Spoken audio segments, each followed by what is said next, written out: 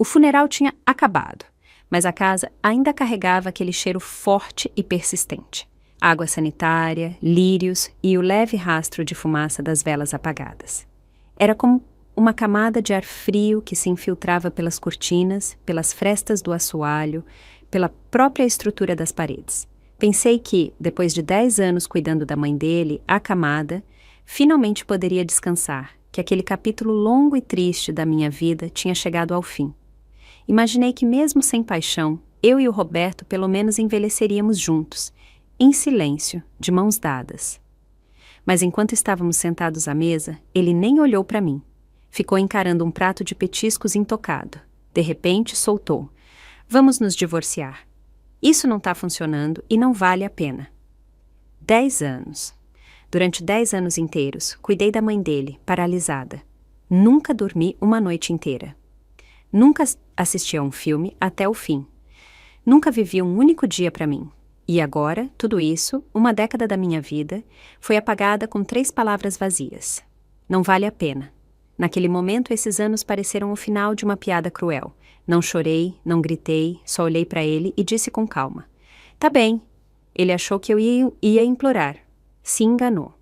Peguei meu caderno de contas, organizei todos os meus bens e não cedi 1 milímetro.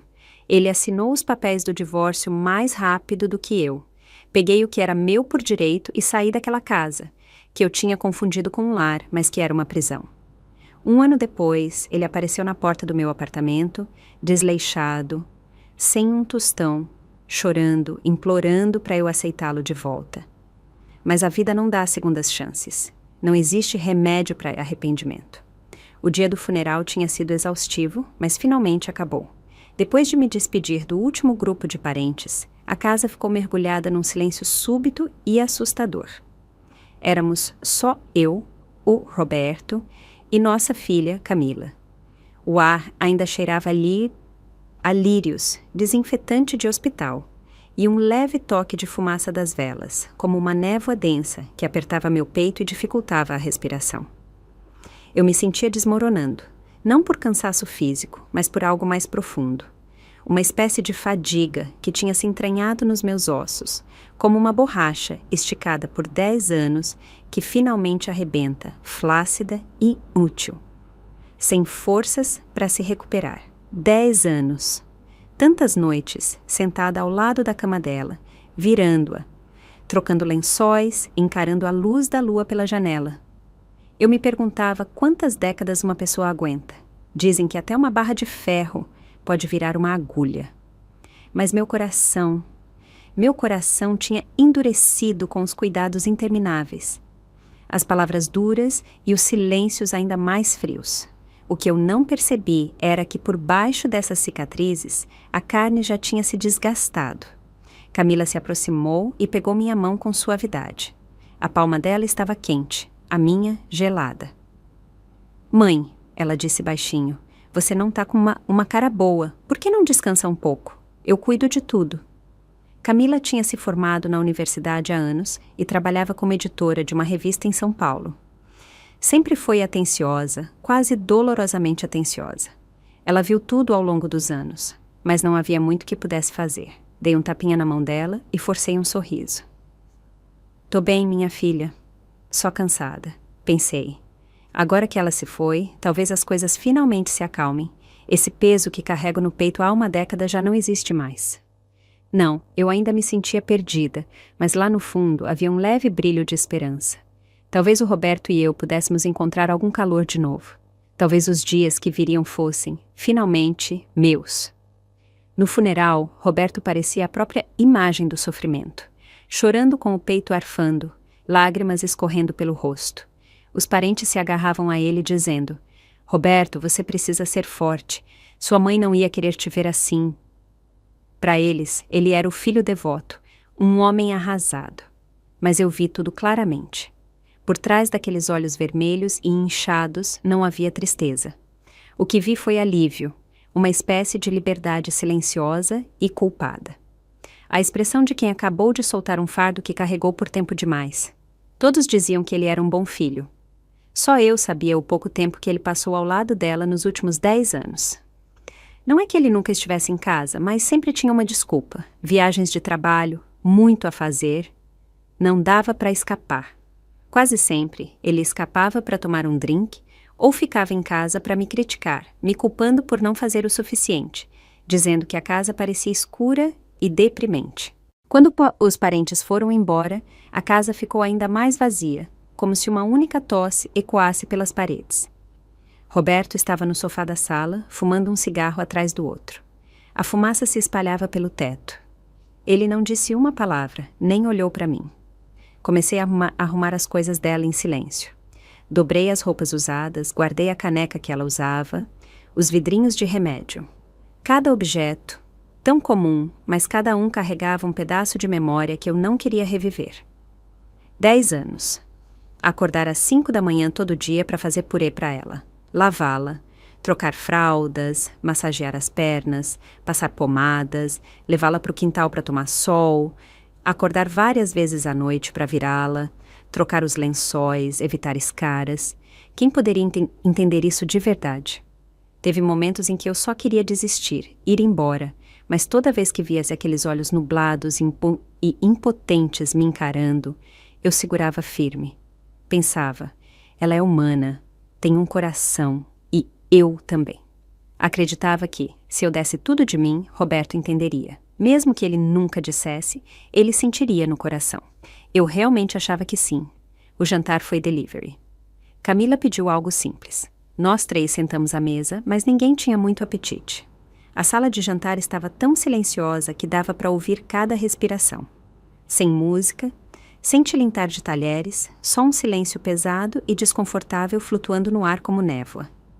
Roberto mal tocou na comida. Depois de umas garfadas, largou o garfo e ficou quieto. Lentamente, acendeu um cigarro. A fumaça envolveu o rosto dele, escondendo sua expressão. Parecia que uma parede de neblina tinha se formado entre nós, nos separando em 2 mundos diferentes. Ele ficou ali, em silêncio, por um bom tempo, tamborilando os dedos na mesa. Tique, tique, tique. Como se estivesse ensaiando algo na cabeça. Finalmente levantou o olhar, mas sem me encarar. Os olhos dele desviaram para o exaustor acima da janela, e quando falou, a voz saiu calma demais, controlada, como se ele tivesse ensaiado para esconder qualquer emoção. Lúcia, acho que a gente devia se divorciar. No começo, achei que tinha ouvido errado. Parecia que um enxame de abelhas tinha tomado meus ouvidos, zumbindo tão alto que minha mente ficou em branco. Olhei para ele, esperando, implorando por um sinal de que era brincadeira, um leve sorriso, qualquer coisa. Mas ele não estava sorrindo. Ele falava sério. Fez uma pausa, talvez sentindo que a frase soava fraca, e acrescentou. Quero dizer, a verdade é que o que a gente tinha acabou há muito tempo. Só continuamos juntos por causa da minha mãe. Agora que ela se foi, não tem motivo para a gente continuar se arrastando. Foi como se um raio tivesse me atingido no meio do crânio. Senti um choque elétrico dos pés à nuca. Não era raiva, nem tristeza. Era uma angústia gelada, 10 anos de sacrifício, e tudo o que ele tinha a dizer era que a gente estava se arrastando.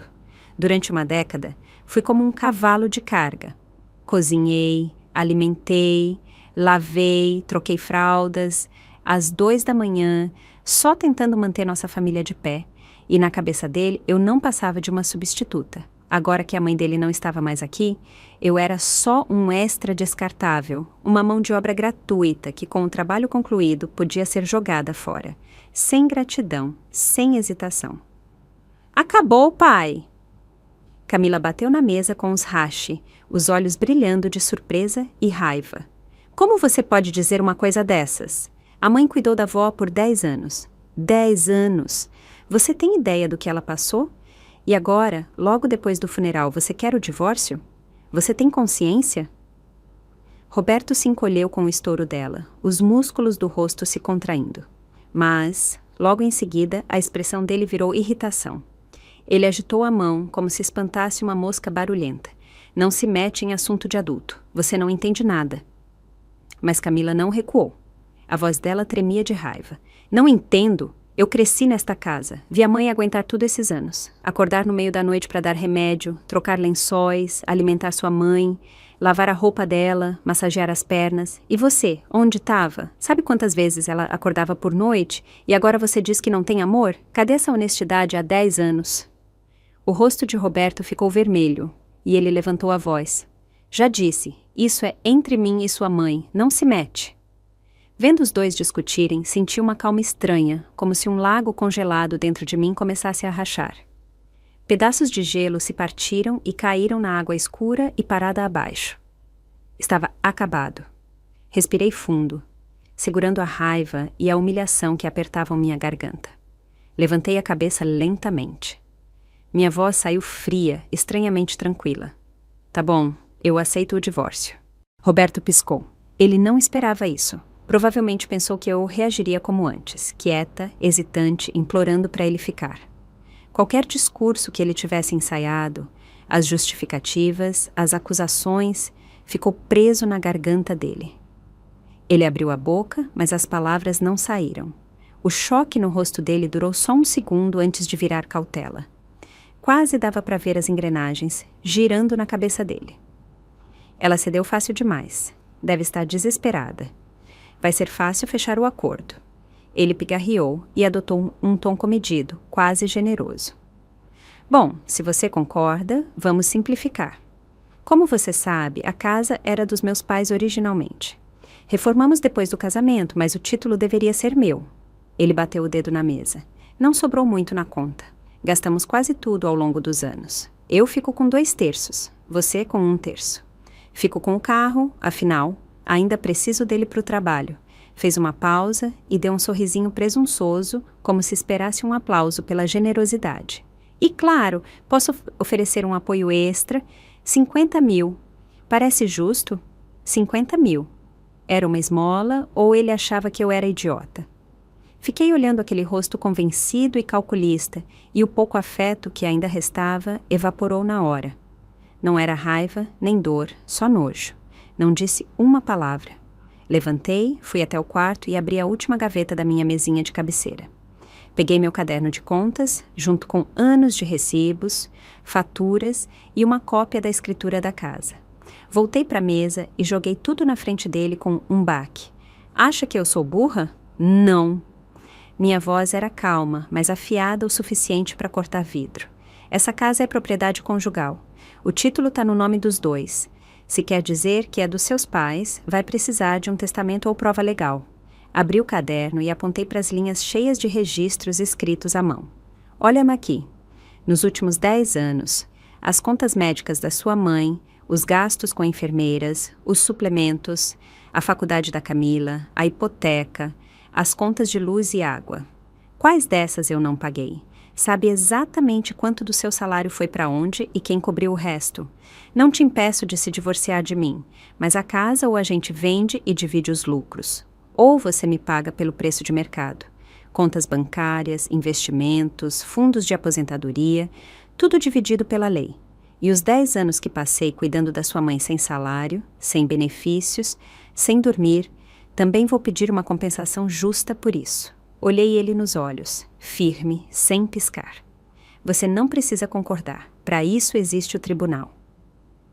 Ele realmente achava que eu não sobreviveria sem ele. Se enganou. Estive todos esses anos cumprindo meu dever. Esse dever não existe mais. O que quero é justiça, e ninguém vai sair com o que eu conquistei. Ele abriu a boca para protestar, mas não disse nada. As cifras naquele caderno eram tão claras quanto uma auditoria. Pela primeira vez, vi um brilho de pânico nos olhos dele. Ele percebeu que a mulher que ele achava mansa, obediente, fácil de controlar, já não existia mais. Naquela noite, a casa parecia uma geladeira.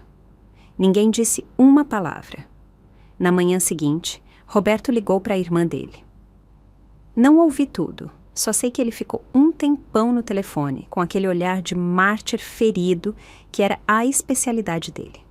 Tenho certeza que não contou para Jana como as coisas realmente aconteceram, nem com que frieza jogou a bomba do divórcio. Provavelmente disse que eu estava remoendo o passado, que não queria perdoar, que era impossível razonar comigo. Então, quando a campainha tocou 2 dias depois, por volta das 3 da tarde, e encontrei a Jana na varanda com 2 sacolas de compras na mão, não fiquei nem um pouco surpresa. Ela sorriu, meio sem graça, e estendeu as sacolas, frutas, pizza congelada e 2 garrafas de vinho. Pensei que você não estava com energia para cozinhar ultimamente, disse, com doçura. Depois de se sentar, esfregou as mãos, olhando entre mim e o Roberto antes de falar. Lúcia, disse baixinho, o Roberto me contou um pouco do que está acontecendo. Sei que você teve anos difíceis. Todos vimos o quanto você fez pela minha mãe. De verdade, a gente sabe. Ela fez uma pausa e suavizou ainda mais a voz. Vocês estão casados há décadas. Não dá para jogar tudo fora de uma hora para outra. Mesmo por causa da Camila, talvez não devam ser tão radicais. A mãe acabou de falecer. Não é hora para o divórcio. Vai parecer feio. Ela deu um sorrisinho nervoso e completou. Sabe como é, famílias felizes, vidas felizes. Olhei para ela e respondi com frieza. Jana, deixa eu te perguntar uma coisa. Quando sua mãe estava acamada, precisando de cuidados 24 horas, onde você estava? Quantas vezes por ano você vinha visitar? É engraçado como ninguém falava de valores familiares naquela época. Minha voz era baixa e firme, cada palavra afiada, como se tivesse sido polida por 10 anos de ressentimento calado. E agora que seu irmão quer me jogar fora como se eu fosse lixo, você vem me falar de graça? De perdão? Que cara de pau! Compramos essa casa depois de casados. Eu coloquei cada centavo nas contas, nos fundos de aposentadoria, nos investimentos, nos savings. Vou ficar com o que é meu por direito. Ninguém vai me fazer sentir culpa se eu for embora de mãos abanando. Ela ficou atônita, a boca entreaberta, completamente surpresa, mas não conseguiu dizer nada. Finalmente se levantou desajeitada. Só achei que vocês podiam conversar. Não precisa ficar feio. Feio? Eu ri com desdém. Ele me usou como babá por 10 anos e agora quer me descartar como um eletrodoméstico quebrado. E eu que faço parecer feio? Ela abriu a boca, depois fechou de novo. Bom, acho que isso é entre vocês dois, murmurou, antes de pegar as sacolas e sair correndo. Depois disso, tudo virou questão jurídica. Seguindo a recomendação de um mediador comunitário, contratamos advogados e começamos uma avaliação completa dos bens. A casa valia uns R$800 mil. Roberto não tinha como comprar minha parte, então não teve escolha a não ser colocá-la à venda. Os lucros líquidos seriam divididos igualmente. Nossas contas bancárias, fundos mútuos e carteiras de investimento foram revisados e divididos pelo time jurídico. Fiz questão de recuperar as joias que trouxe para o casamento, junto com o jogo de porcelana fina. Não valiam muito, mas eram parte da minha história, pedaços de um eu que não ia deixar desaparecer. No dia em que assinamos o acordo de divórcio, nos encontramos no escritório de advocacia de família no Fórum de São Paulo. O ar-condicionado estava no máximo, mas eu não sentia frio. Roberto sentou na minha frente, com um olhar fixo. A mão dele tremia um pouco enquanto assinava. Tinha algo indecifrável na expressão dele. Talvez arrependimento? Talvez só a fantasia de uma liberdade recém-descoberta. Eu já não sabia e também não me importava. Revisei cada página, cada linha do acordo, como se fosse um livro de contabilidade. Os números, as cláusulas, tudo tinha que estar perfeito. Satisfeita, peguei a caneta e assinei meu nome no decreto oficial de divórcio. O som da caneta riscando o papel parecia o selo final de um casamento fracassado. Quando saí do prédio, o sol estava cegante. Era uma daquelas tardes secas e escaldantes de verão em São Paulo. Até a brisa parecia vapor, mas de alguma forma me senti mais leve, como se um peso que carreguei por anos tivesse sido aliviado de repente. O certificado de casamento que antes guardávamos com orgulho foi substituído por uma pilha grossa de documentos judiciais. Alguns poderiam ver isso como um símbolo de fracasso, mas para mim era mais como um botão de reset, como restaurar as configurações de fábrica de um celular. As lembranças sumiram, sim, mas também o lag interminável. Fui até a parada de ônibus sem olhar para trás. Ouvi Roberto gritar meu nome atrás de mim, baixo, hesitante, com um toque de algo que parecia quase arrependimento. Mas não parei de caminhar. Naquele momento, o peso desapareceu. O que vem agora?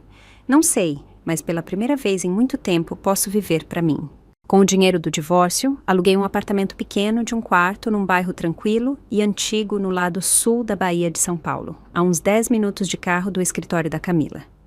O lugar não era grande e dava para ver a idade dele. Os azulejos da cozinha estavam amarelados pelo tempo e o corrimão da varanda tinha a tinta descascando, mas ficava virado para o sul e a luz do sol entrava o dia todo. Contratei um faz-tudo do bairro para pintar as paredes de um bege quentinho. Coloquei cortinas leves de linho e algodão com listras delicadas. Não comprei muitos móveis, só o essencial. Uma cama pequena, uma escrivaninha, uma mesa de jantar para 2 e uma poltrona confortável. Tudo simples, mas limpo e aconchegante. No dia da mudança, Camila veio com 2 colegas de trabalho para ajudar. As 3 encheram o apartamento de risadas, carregando caixas e zoando minhas panelas e frigideiras velhas, dizendo que tinham a vibe de uma cozinha bem vivida. Ri, balançando a cabeça, vendo elas trazerem vida para o meu novo espaço vazio. Meu coração era uma mistura estranha de emoções. Pela primeira vez, desde que me casei, depois de décadas, eu tinha um lugar que era realmente meu. Sem sogra para cuidar, sem homem para atender, sem despertador de meia-noite para trocar fralda ou virar cama, sem humores de ninguém para evitar. Quando as amigas dela foram embora e o apartamento ficou finalmente em silêncio, o anoitecer já tinha caído. Camila arregaçou as mangas e me ajudou a desempacotar. Pendurou minhas roupas no armário enquanto eu guardava com cuidado algumas relíquias da minha mãe no último gaveta da cômoda. Um colar de prata velho, um anelzinho e uma caixinha de joias com a dobradiça quebrada. De repente, ela me abraçou por trás, como fazia quando era pequena, apoiando a cabeça no meu ombro. "Mãe", disse baixinho. "Não se preocupa, vai dar tudo certo." Fiquei paralisada por 1 segundo, depois sorri e dei um tapinha no braço dela. "Eu sei", disse. De verdade, o apartamento era pequeno, mas tranquilo. As janelas estavam limpas e a luz do sol era perfeita. Fiz um chá de camomila e sentei na minha varandinha numa cadeira dobrável, olhando a rua. Crianças passavam de bicicleta. Um grupo de senhoras de cabelo branco passeava com seus cachorros. Mais adiante, alguém tinha montado uma mesinha na calçada para vender geleia caseira. Naquele momento, senti algo que não sentia há anos: paz. E mais que isso, liberdade. Peguei uma caneta e um caderno e escrevi com cuidado 4 metas para minha nova vida. Primeiro, arranjar um trabalho leve, sem pressão, não só pelo dinheiro, mas para ter uma estrutura, um lugar para ir, algo para fazer. Não queria apodrecer entre 4 paredes de novo. Segundo, retomar os hobbies que abandonei por causa do peso da sobrevivência. Talvez pintar aquarela, talvez fazer um curso de arranjos florais no centro comunitário, talvez aprender a fazer um bolo simples. Terceiro, me reconectar com velhas amigas, as mulheres que me afastei por causa do casamento, dos filhos ou simplesmente da vida. Era hora de me conectar de novo. Não podia continuar vivendo como uma ilha. Quarto, aprender a me amar. Me amar de verdade, cuidar do meu corpo, fazer exercício, comer melhor, me vestir bem. Queria que a mulher no espelho não parecesse só alguém que sobrevive, mas alguém que realmente gosta da vida. Claro, teve momentos de solidão, noites no sofá, zapeando a TV sem encontrar nada que valesse a pena, podiam parecer vazias. Depois de tantos anos de tarefas sem fim, reclamações, barulho e conflitos, o silêncio repentino podia ser estranho, como se eu não soubesse viver na quietude. Mas, na maior parte do tempo, o que eu sentia era uma satisfação tranquila e constante, uma calma que eu não conhecia há décadas, a sensação de que pela primeira vez minha vida estava totalmente nas minhas mãos. Eu achava que um lar era um porto seguro, mas agora entendo. Era uma zona de guerra que eu defendia sozinha. Esse apartamentinho pode ter só 50 metros quadrados, e a cozinha mal cabe uma pessoa, mas qualquer tempestade que vier, eu posso enfrentar. E mais importante, agora eu faço as regras. E, honestamente, isso é muito bom. Roberto, por um breve momento, viveu a vida que sempre imaginou para o seu segundo ato, cheio de liberdade. Acabou-se a mãe idosa e acamada. Acabou-se a esposa, que na cabeça dele sempre estava estressada, sempre reclamando, sempre pesada. A casa finalmente estava em silêncio. Ninguém lembrava ele de tomar os remédios, checar a validade do leite ou catar os meiões. O próprio ar, ele pensou, parecia diferente, mais fresco, como uma lufada de vento no topo de uma montanha. Começou a chamar os velhos amigos para tomar uma, jogar pôquer. Nos fins de semana, ia sozinho para a Praia de Santos, passava o dia pescando e postava fotos com filtros e legendas tipo "finalmente fazendo o que eu gosto". Entrou em vários aplicativos de namoro. Até pediu para os amigos apresentarem mulheres, sonhando com uma segunda primavera com alguém que o valorizasse, alguém mais doce, mais gentil, que o ajudasse a redescobrir o charme dele. Mas a realidade deu um tapa forte e rápido. Em poucos dias, a casa virou um caos. O sofá da sala ficou enterrado em camisas usadas, meias e o colete de pesca. A roupa ficou de molho na máquina por 2 dias inteiros antes que ele lembrasse de ligar. A pia estava lotada de embalagens gordurosas de delivery e restos de macarrão, e o ar ganhou um cheiro rançoso que impregnava tudo. As refeições eram hambúrguer ou pizza congelada. Os refrigerantes açucarados dos combos reviravam o estômago dele. Em menos de 2 semanas, o sistema digestivo dele se revoltou. Uma noite, uma dor aguda acertou o estômago. Ele caiu na cama, encolhido, suando frio. Tentou se levantar para pegar os remédios, mas a mão tremia e derrubou um copo d'água, que se espatifou no chão. E foi aí que ele percebeu. Não tinha ninguém para ajudar. Tateou o celular e ligou para o 192. Os paramédicos o levaram para o pronto-socorro. Ele passou por tudo sozinho. Cadastro, exame de sangue, soro na veia. Ficou encolhido numa maca, sob luzes fluorescentes, vendo outros pacientes ao redor recebendo visitas de filhos, filhas, parceiros. Gente se dando as mãos, fazendo perguntas para os médicos, trazendo cobertores e lanches. Roberto, ninguém. Ninguém perguntou como ele estava. Ninguém pegou na mão dele. Ninguém nem sabia que ele estava ali. Aquele pronto-socorro frio e barulhento foi o primeiro lugar onde ele realmente sentiu o que era estar sozinho.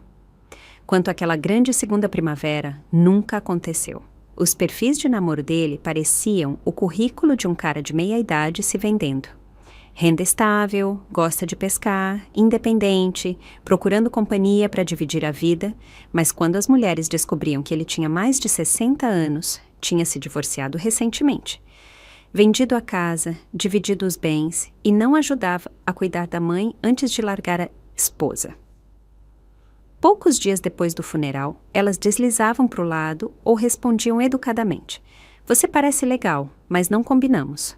As poucas que toparam sair com ele logo perceberam os sinais de alerta. Ele falava só dele, de como foi incompreendido. Esperava que elas pagassem a própria conta, suspirava se pediam mais de um item, reclamava da alta dos preços e nunca se oferecia para pagar. Depois começou a criticar a aparência delas. O tom dele ficou mais ácido, mais amargo. Nenhuma saiu com ele uma terceira vez. A maioria terminava com ele bloqueado. Cada rejeição o afundava mais. Ele sentava sozinho, bebendo cerveja barata, uísque vagabundo, encarando a TV desligada na sala, o controle jogado de lado, sem ninguém para devolver. Achou que o divórcio seria o começo de um novo capítulo, um retorno a ser um homem de verdade, livre e sem amarras. Mas o que veio foi uma campanha solitária numa vida que ele nunca esteve preparado para encarar. Ele nunca entendeu que todo o conforto, toda a paz, todas as pequenas conveniências que ele tomava como certas nunca foram sem esforço. Não eram naturais. Foram construídas, dia após dia, pela mulher que ele achava cansativa e desnecessária. E quando ela foi embora, levou tudo. O calor, o ritmo, o cuidado silencioso e invisível que fazia daquela casa um lar. Só então ele começou a entender a verdade. A mulher que ele descartou tão levianamente era quem segurava tudo desde o começo.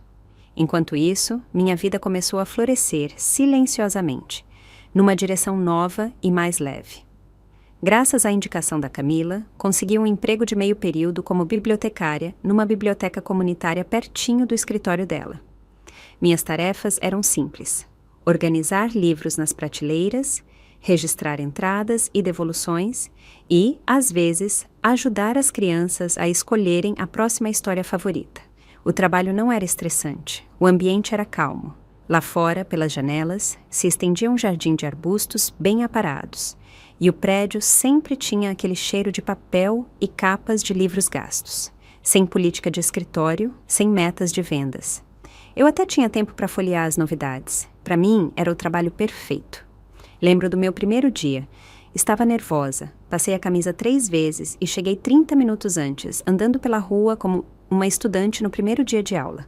A bibliotecária-chefe, uma mulher branca mais velha e carinhosa chamada Patrícia, me recebeu com um sorriso gentil e um tapinha no ombro. "Bem-vinda, Lúcia", disse. "Quem gosta de livros geralmente sabe manter a vida em ordem." Sorri. Naquele momento, senti como se algo suave e firme se abrisse dentro de mim. Com uma nova rotina estabelecida, comecei a retomar contato com algumas amigas de juventude.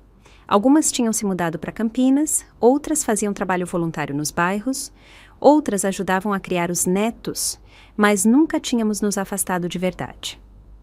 Criei um grupo no WhatsApp e logo estávamos conversando sobre qual mercado tinha as melhores promoções, quem tocava rock alto às 8 da manhã, quem torceu o pé na aula de zumba por dançar demais. Falávamos de tudo. Nos fins de semana, nos reuníamos para bater perna nos shoppings, escolher blusas bonitas em promoção e tomar café com leite em cafeterias com varanda. Às vezes, lembrávamos de quando nos infiltrávamos no cinema na adolescência, rindo até chorar. Nos dias de sol, fazíamos aulas juntas no centro comunitário. Zumba, alongamento, yoga. No começo, eu ficava totalmente descompassada, sempre um passo atrás, com as bochechas queimando de vergonha. Mas minhas amigas riam e gritavam: "Lúcia, esquece os passos, só segue o ritmo e sua." Aos poucos fui me soltando. Parei de me preocupar em parecer ridícula e comecei a me divertir. Depois de cada aula, me sentia mais leve, como se tivesse tirado anos das costas. Além dos exercícios, me inscrevi numa aula de aquarela no centro de aprendizado para adultos ali perto. 2 vezes por semana, me juntava a um grupo de mulheres da minha idade em torno de cavaletes, praticando sombreamento, mistura de cores e esboços. No começo, eu nem sabia distinguir os tubos de tinta. Minhas maçãs pareciam tomates amassados. Mas, semana após semana, fui melhorando. Minhas cores ficaram mais vibrantes, minhas linhas mais definidas, minhas pinturas começaram a ganhar forma. Era profundamente satisfatório começar do zero e aprender algo novo, algo só para mim. Uma das colegas mais jovens na biblioteca brincou: "Lúcia, você está brilhando ultimamente. Parece mais jovem que a minha mãe."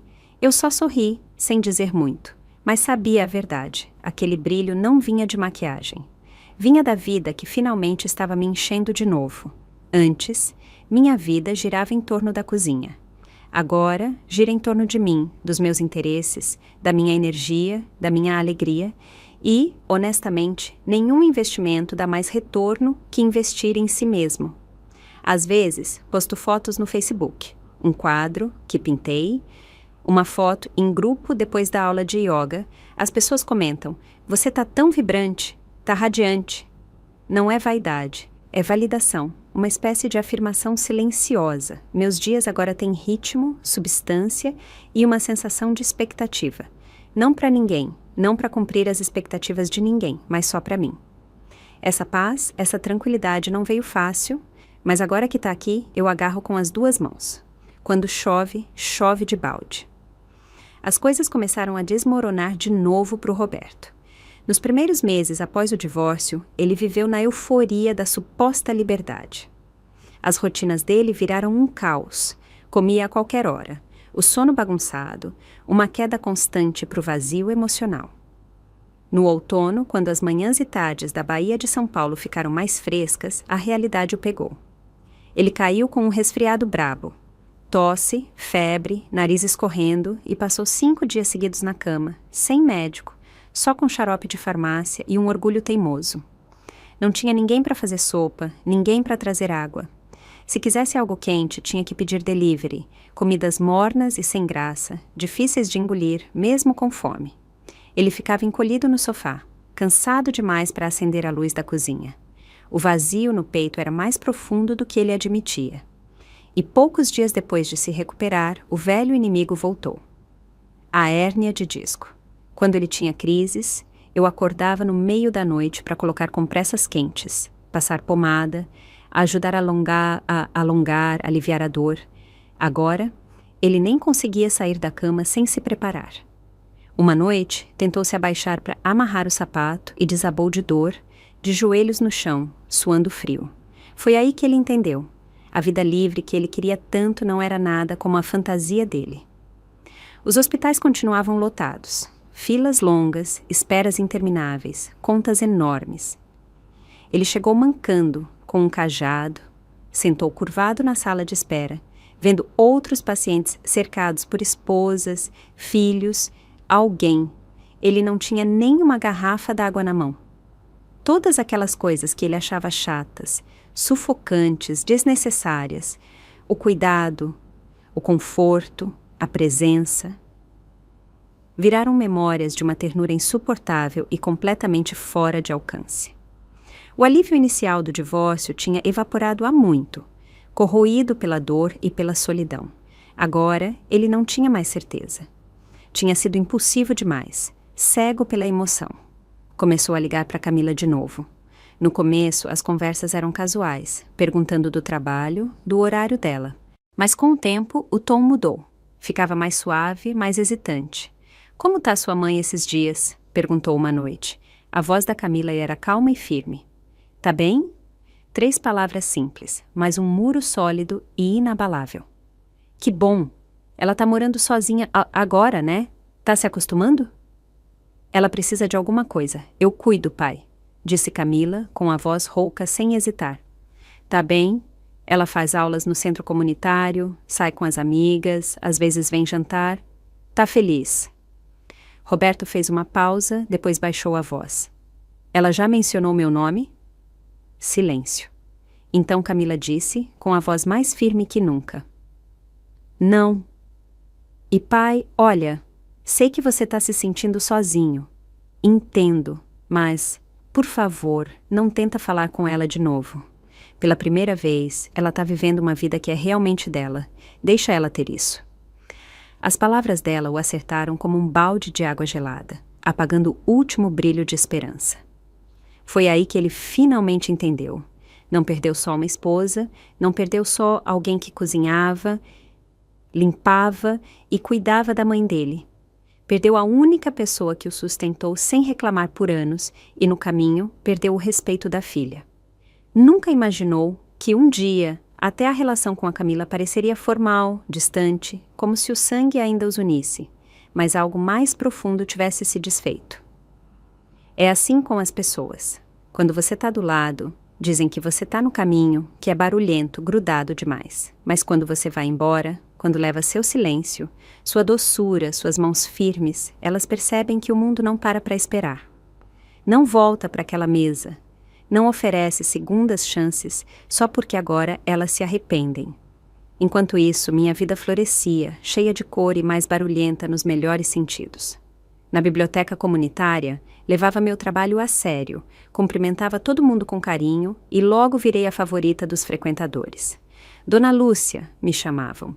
Alguns senhores até traziam doces caseiros, dizendo que os livros que eu indicava eram mais eficazes que qualquer receita.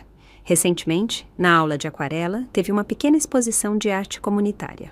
Uma das minhas pinturas de paisagem foi escolhida inesperadamente como destaque. O prêmio era simples, um jogo de tintas e uns pincéis novos, mas o certificado com meu nome agora está pendurado com orgulho na minha geladeira. Toda vez que passo por ele, não consigo evitar sorrir.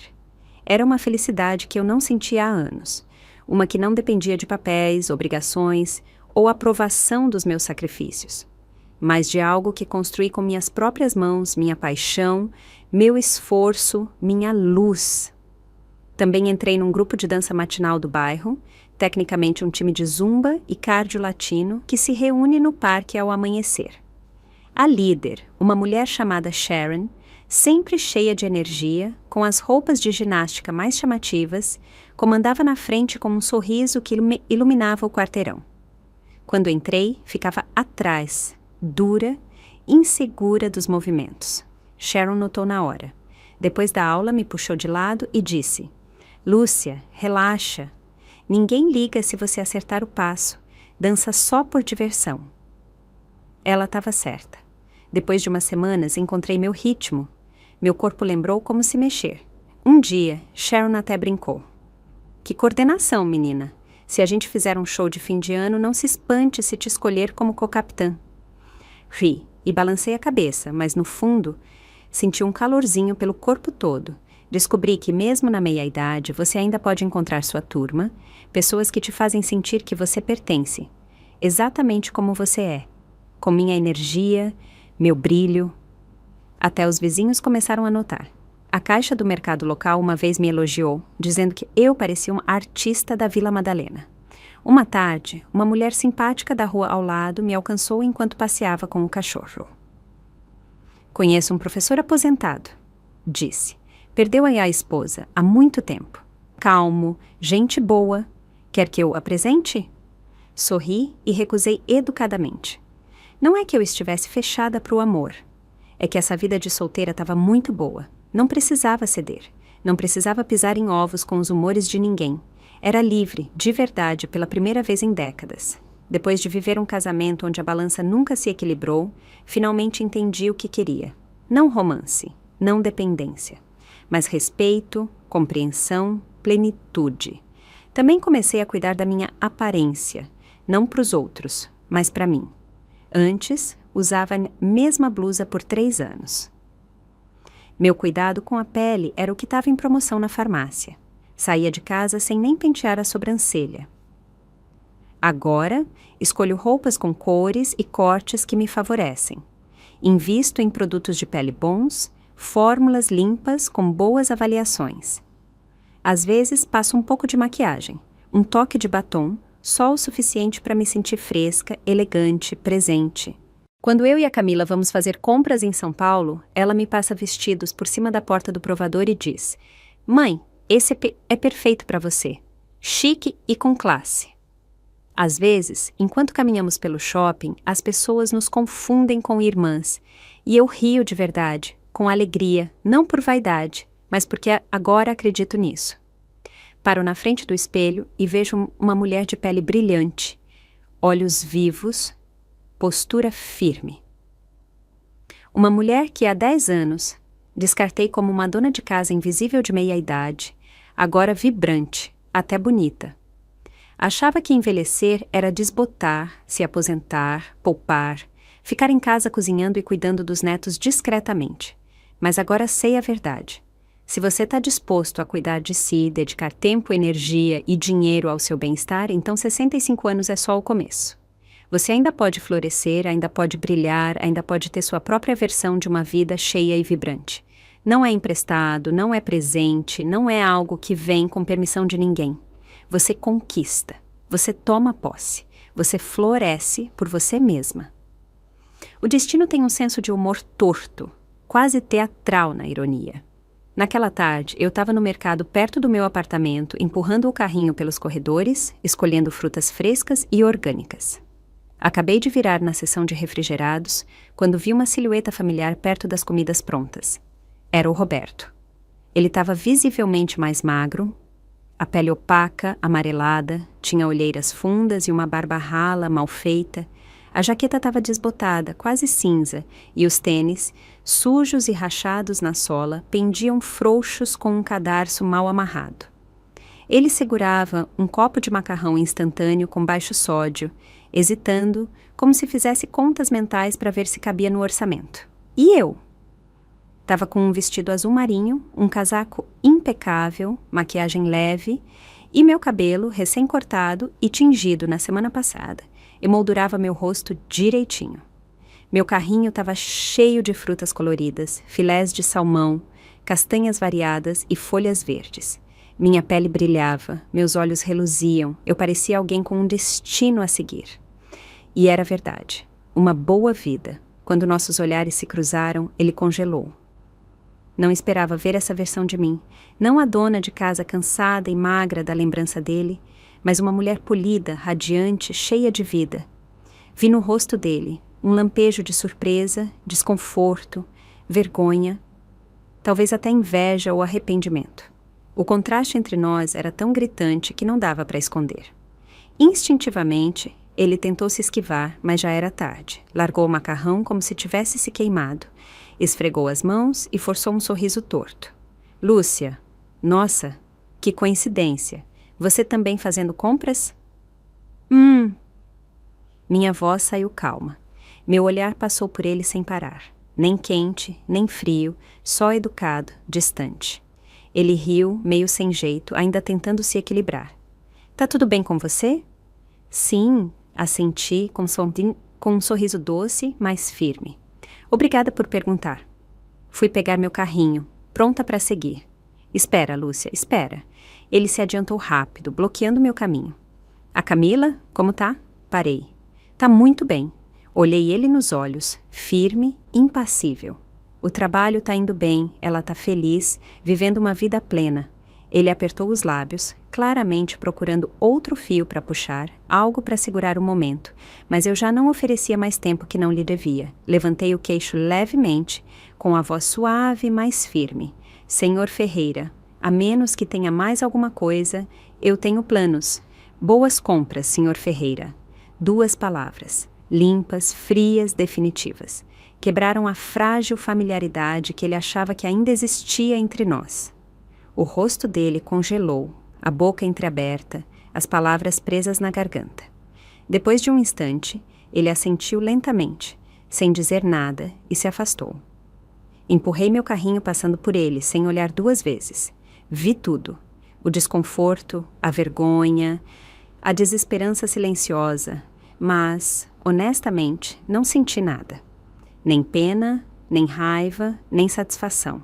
Só indiferença. A indiferença que você sente quando encontra um velho cliente que mal lembra. Você acena, se é que acena, e segue em frente. Talvez ele tenha pensado que eu cairia num clichê de filme meloso, olhos marejados, afogada em velhas lembranças, talvez até perguntando se ele voltaria. Desculpe desapontar. Tô ocupada demais vivendo bem para recriar a fantasia da mulher que nunca superou o ex. Nessa vida, a maior sorte não é quem você conhece, mas saber quando se afastar. A ruína dele é culpa dele. Meu brilho, eu lutei por ele. Ele achou que eu não teria nada sem ele. Não podia estar mais errado. Sair foi quando finalmente tive tudo. Aquele encontro no mercado foi a gota d'água que quebrou a ilusão já desmoronada do Roberto. Ele me viu. De verdade, me viu pela primeira vez em anos. Radiante, segura, transborda de uma liberdade que ele nunca imaginou que eu teria sem ele. E então se viu, magro, desleixado, com os sapatos se desfazendo, segurando um copo de macarrão instantâneo como se fosse uma decisão de vida. O contraste era cegante, destruiu qualquer fantasia que ele ainda segurava, de que eu desmoronaria, de que não viveria sem ele. Arrependimento, amargura, ciúmes, envolveram ele como cobras, se enrolando mais a cada respiração. E a partir daquele momento a vida dele desabou de forma abrupta e implacável. Logo depois, ele investiu o pouco que sobrava. Sua parte da venda da casa numa aposta furada por uma dica de um dos amigos de pôquer. Uma suposta oportunidade imperdível. Em um mês, a empresa sumiu, portas fechadas, telefones desconectados, até o último centavo perdido. As finanças dele, que já eram apertadas, secaram de uma hora para outra. E então a hérnia de disco voltou. A dor que ele ignorava antes virou insuportável. Algumas noites era tão forte que ele nem conseguia sair da cama. O médico disse, sem rodeios, que ele precisava de cirurgia, seguida de semanas, talvez meses, de repouso e reabilitação. Quando soube o custo, quase engasgou. Quando os problemas menores apareciam, eu estava lá.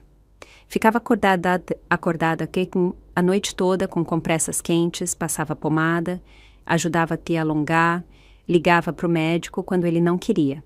Mas agora, sem mim, nem a sobrevivência básica estava ao alcance. Ele começou a entrar em pânico, pânico de verdade.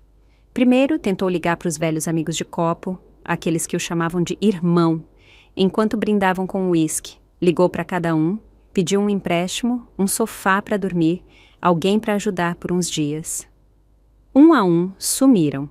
Alguns não atenderam, outros disseram: "Nossa, tá complicado agora." A maioria simplesmente deixou no vácuo. A mesa de pôquer estava vazia. É essa a verdadeira solidão. Não quando não tem ninguém para beber com você, mas quando você está jogado no chão, sofrendo, e ninguém te traz um copo d'água. Só então ele entendeu o que era o verdadeiro frio. Ele se achava o homem da casa, o pilar, o que segurava tudo. No fim, era um desastre. E quando me soltou, o verdadeiro alicerce, nunca imaginou que a casa inteira desabaria. Sem opções, ele voltou para mim. No começo, foi sutil. Uns mensagens, umas ligações perdidas. "Oi, espero que você tá bem. Tô trabalhando muito ultimamente." Ignorei. Depois vieram as histórias tristes. Perdeu tudo. A aposta furada, a hérnia destruída, não conseguia andar, não conseguia cozinhar, vivia de comida fria e silêncio gelado. Vamos ser francos, ele não estava se confessando. Estava pescando, esperando que eu mordesse, que eu me jogasse, que cuidasse dele por uns dias, talvez que mandasse um dinheiro que fosse para a enfermeira, a esposa. Nem abri as mensagens. Aí ele começou a ligar para a biblioteca onde eu trabalhava. Um dia, atendi o telefone só para acabar com isso. "Roberto", disse, calma, mas cortante. "Tá divorciado de mim, legal e emocionalmente. Sua doença, suas dívidas, sua solidão não são mais meu fardo. Para de ligar, não me procura mais." 3 segundos de silêncio. A ligação caiu. Uns dias depois, ele voltou. Dessa vez, parou de fingir. Mandou textos longos, parágrafos sobre nossos anos doces, como ainda sonhava com a gente cozinhando juntos na velha cozinha, como eu era atenciosa e gentil. Até citou aquele ditado batido: "Um dia de casamento vale 100 dias de graça. 100 dias de casamento são profundos como o mar." Quase joguei o celular fora. Aí veio a culpa. "Lúcia, sei que não te valorizei. Errei, mas quem não erra? Você vai mesmo ficar de braços cruzados vendo eu cair tão baixo? Pensa na Camila, ela tá no meio disso. O coração dela não dói também?" Ri alto e respondi sem hesitar um segundo: "Roberto, cadê esses 100 dias de graça quando passei 10 anos limpando sua mãe e alimentando ela na mão? Você nem enterrou ela e já estava me entregando os papéis do divórcio. Pensou no amor do casamento naquela hora? Agora tá falido, doente, sozinho, e de repente eu sou importante. Por favor, não sou seu gerador de emergência. Minha bateria tá cheia, mas não para você. Quer falar de amor, de memórias? Esse barco não só zarpou, como afundou. Meu amor por ele morreu em algum momento entre trocar a fralda da mãe dele e ouvir ele dizer: esse casamento simplesmente não funciona. Agora ele quer reviver o passado. Desculpa, minha linha de crédito de compaixão tá estourada há tempos e fechada para sempre. Sem renovação, sem oferta de perdão, sem turnê de retorno. Roberto não desistiu. Quando a culpa e a nostalgia falharam, ele tentou a próxima tática do manual: o caminho indireto. Foi atrás da Camila, com lágrimas nos olhos, voz tremendo, se fazendo de coitado. Disse que a dor nas costas era insuportável, que não sabia cozinhar, que estava sem dinheiro, que simplesmente não aguentava mais. Implorou para ela falar comigo, só para me convencer a ajudar. Só por uns dias, Camila. Sei que decepcionei sua mãe, decepcionei você também, mas não me sobrou nada. Por favor, fala com ela. Só pede para ela ter pena de mim, mesmo que seja só um pouco. Não quero eternidade, só uma ajuda. Ele jogou fora o último fiapo de dignidade paterna e se arrastou na frente da própria filha. Camila olhou para ele, olhou de verdade, e algo brilhou nos olhos dela, mas a voz continuou firme, inabalável. Pai, posso te ajudar a pagar um cuidador. Até procuro uma clínica de assistência decente. Te apoiar é parte do meu dever de filha. E não vou negar isso. Ela fez uma pausa.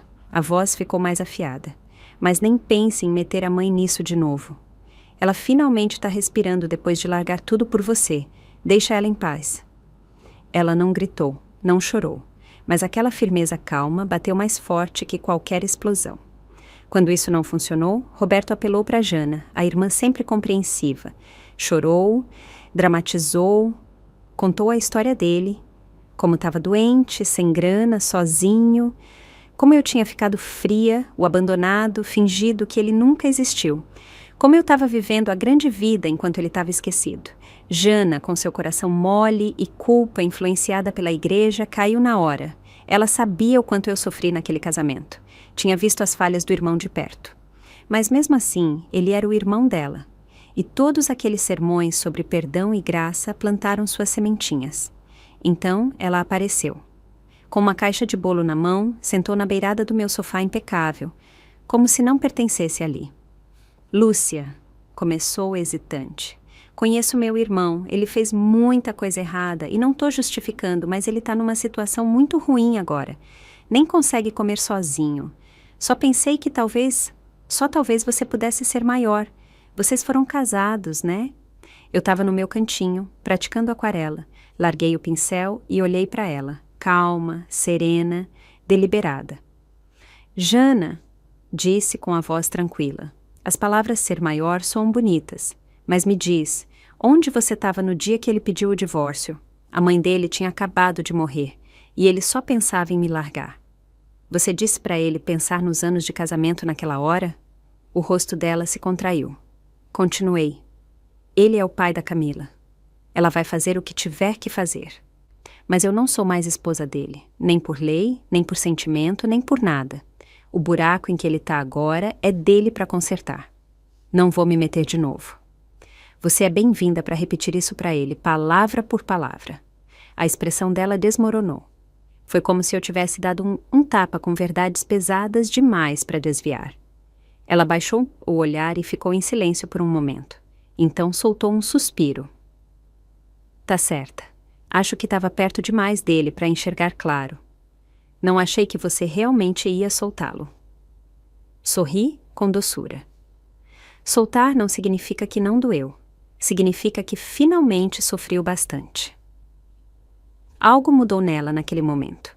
Um remorso verdadeiro, talvez até um pouco de clareza. Ela se levantou para ir embora, e dessa vez a voz dela não tinha nenhuma tentativa de persuasão. Se cuida, Lúcia. Isso significou mais que qualquer apelo anterior. Foi a primeira vez que senti que ela realmente me viu, não como a esposa do Roberto, mas como eu mesma. Não guardei rancor. Cada um tem seu caminho para entender. Alguns demoram um pouco mais para dar a curva, mas meus limites já estavam traçados. E deixei isso claro para Camila, para Jana, para qualquer um que achasse que podia me empurrar de volta para aquela porta. Primeiro, nunca mais me casaria com o Roberto. Segundo, nunca mais seria cuidadora de ninguém sem salário. Terceiro, a mulher que eu fui é coisa do passado. A vida que vivo agora é minha, e não vou deixar ninguém mexer nela, nem por amor, nem por culpa, nem por memória. Até consultei um advogado. Perguntei sobre pedir uma medida protetiva. Se ele te procurar de novo, aparecer, mandar mensagens, te incomodar de qualquer jeito, disse o advogado, você tem todo o direito de exigir que ele fique a 30 metros de distância. Juntei os documentos, organizei os passos, me preparei. Aí olhei nos olhos da Camila e disse, sem hesitar, se ele passar da linha de novo, não penso duas vezes antes de chamar a polícia. Camila assentiu. Dessa vez, mãe, vamos cuidar da sua paz juntas. Depois disso, Roberto ficou em silêncio. Talvez tenha percebido que já tinha gastado a carta da compaixão. Talvez tenha entendido que a porta onde ele não parava de bater estava trancada para sempre. Talvez ele soubesse. Mas eu conhecia aquele homem bem demais. A amargura dele não sumiu. Só afundou sob a superfície, como brasas sob cinzas, esperando uma brisa, uma chance. Mas eu terminei de ser bombeira na vida dos outros. Aprendi isso. Minha bondade não é um poço sem fundo. Meu perdão não é uma porta giratória. Minha natureza gentil, essa está reservada só para quem merece. E para as pessoas que me trataram como um pano de chão para usar e jogar fora, desculpa, eu não reciclo. Talvez tenha sido o silêncio frio e implacável que eu impus. Talvez tenha sido o espelho que coloquei na frente dele ao me recusar a jogar o jogo dele. Fosse o que fosse, Roberto quebrou. E o que ele fez em seguida foi, sem dúvida, o movimento mais patético e autodestrutivo da vida dele. Ele foi para a internet, em tudo que é canto. Postou nossa foto antiga, tirada anos atrás no quintal, quando eu ainda sorria ao lado dele, meu braço no ombro dele, O sol brilhando atrás de nós, com aquela casa, vendida há muito tempo, ao fundo. Aquela imagem virou a bandeira da campanha de pena dele. De grupos comunitários no Facebook, a fóruns de bairro e a lista de e-mails da igreja, ele postou variações da mesma história triste. 30 anos de casamento acabaram assim, do nada. Admito que não fui perfeito, mas quem é? Agora tô sozinho, sofrendo, sem família por perto. Não peço dinheiro, só quero voltar para casa. Ele se pintou como um velho desamparado e abandonado, com palavras e edições cuidadosas. Sabia o que estava fazendo. Se colocava como vítima e a mim como a mulher cruel que o esqueceu assim que a vida melhorou. E no começo, funcionou. Algumas pessoas morderam a isca. Os comentários pingavam. Nossa, que triste! Não importa o que houve, nenhuma esposa devia deixar o marido cair tão baixo. Conhecia ele um pouco. Sempre parecia tão calmo. Como chegou nisso? A Lúcia devia pelo menos dar uma passada para ver como ele tá. É o certo. Alguns até me encaminharam o post diretamente, com mensagens tipo: parece que seu ex está passando por maus bocados. Não dá para dar uma olhada? Não fiquei com raiva nem ansiosa. O que senti foi cansaço. Não por me defender, mas por ver como as pessoas abandonam o pensamento crítico por uma boa história triste. Mas não fiquei calada. Não liguei para ninguém, não mandei mensagens privadas, não murmurei a portas fechadas. Em vez disso, escolhi as plataformas onde o post dele estava ganhando força e publiquei uma única resposta pública. Educada precisa, sem um único insulto, mas cada palavra feita de verdade. Obrigada pela preocupação de todos. Quero esclarecer alguns fatos para contextualizar. Primeiro, eu e o Roberto estamos legalmente divorciados. Todos os bens foram divididos por lei. Segundo, cuidei da mãe dele, acamada, por 10 anos. Ele raramente estava presente, sem contar que pediu o divórcio 5 dias depois do enterro da mãe, dizendo que eu não era mais útil. Nunca falei mal dele. Só peço que a voz mais alta não seja a mais desonesta. Se realmente se preocupam com o bem-estar dele, considerem levar comida, ajudar com as contas médicas ou contratar uma enfermeira. Quanto a mim, não olho para trás. Não reciclei nem um pingo de veneno, mas cada linha era um martelo. E assim a maré virou. Os comentários mudaram quase da noite pro dia. 10 anos cuidando dela e ele larga ela. Isso não é frieza, é clareza. Caí nessa, agora me sinto idiota. As mulheres de hoje têm que se defender porque ninguém mais faz isso. Ele não mencionou a aposta furada nem que dividiram o dinheiro da casa. Curioso, né? Alguns lembraram das noitadas de pôquer, das dicas de ações que ele pedia. Isso não é tragédia, é karma. Outros deixaram recibos, capturas de tela de chats antigos, sobre apostas, negócios fracassados, empréstimos para investimentos imperdíveis. A narrativa que ele construiu desmoronou em horas. No terceiro dia, Roberto apagou todos os posts e comentários e se retirou silenciosamente de todos os grupos. O último recurso dele, usar a pena pública como arma, explodiu na cara dele. E com isso, foi-se o último fiapo de dignidade pública que ele ainda tinha. Mas não me senti triunfante, me senti limpa, porque não era sobre ganhar. Era sobre finalmente me livrar do peso da narrativa dos outros, de não ter que explicar, justificar ou carregar a culpa de alguém que nunca mereceu minha proteção. Aquele silêncio que dei para ele não foi ausência, foi fechamento. No dia que o Roberto sumiu das redes sociais, eu soube. Ele finalmente entendeu. Tinha perdido completamente. Mas o que ele não viu chegar foi que a vida não tinha acabado para ele, longe disso. Depois que a história triste dele foi exposta e esmiuçada publicamente, até que a igreja que ele frequentava virou um lugar que ele evitava. Quem antes cumprimentava educadamente agora mal olhava nos olhos dele. Se o viam, desviavam o olhar rápido, como se a vergonha fosse contagiosa. A bondade humana é frágil como papel, um sopro de verdade, e ela rasga. Mas o corpo dele foi ainda mais cruel. A hérnia, sem tratamento por tempo demais, não aguentava mais. A terapia conservadora já não funcionava. O médico foi direto. Sem cirurgia, ele corria risco de paralisia parcial. Mas Roberto não tinha plano de saúde, nem dinheiro. Não tinha amigos de verdade sobrando. No fim, foi a Camila, nossa filha, que entrou em ação. Ela organizou tudo para interná-lo num centro de cuidados paliativos subsidiado pelo governo, na periferia da cidade. Era um lugar simples, corredores escuros, janelas pequenas, o ar sempre cheirando a desinfetante e arroz passado. O tipo de lugar onde até a TV era compartilhada e programada por número de quarto. No dia que ele se mudou, eu não fui. Camila cuidou do papelada, ficou enquanto assignavam uma cama, depois voltou para casa e só disse uma coisa. Ele não falou muito, mas os olhos dele pareciam 10 anos mais velhos. Não respondi, só terminei meu chá. Depois disso, ele nunca mais tentou contato. Camila o visita às vezes. Sempre diz que ele é quieto, responde às perguntas das enfermeiras, toma os remédios, não dá trabalho. Não pergunta por mim, mas um dia ela chegou em casa e ficou em silêncio por um tempo. Finalmente, sussurrou. Ele estava lá, olhando pela janela, por o que pareceu uma eternidade. Nunca vi ele assim. Assenti. Finalmente entendeu. Nem toda desculpa tem quem escute. Ela não respondeu, só se inclinou sobre a mesa e pegou minha mão. Por então, a vida já tinha encontrado um ritmo tranquilo. Meu trabalho na biblioteca continuava firme. Outra aquarela minha foi escolhida para a exposição de primavera na prefeitura. Fiz novos amigos nos clubes de dança e fitness, pessoas que me conheciam não como a ex-mulher do Roberto, mas como Lúcia.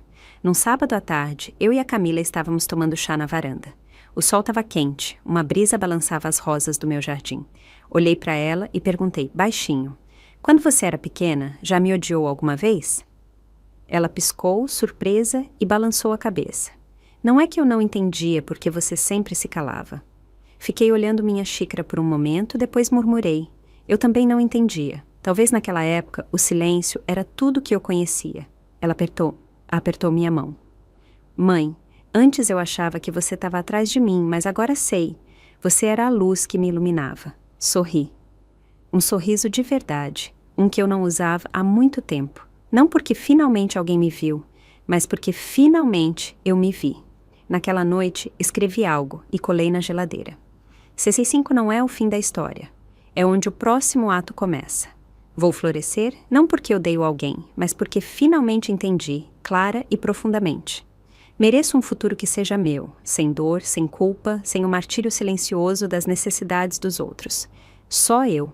E uma vida que finalmente acendi para ninguém além de mim mesma. E chegamos ao fim de mais uma história real da vida.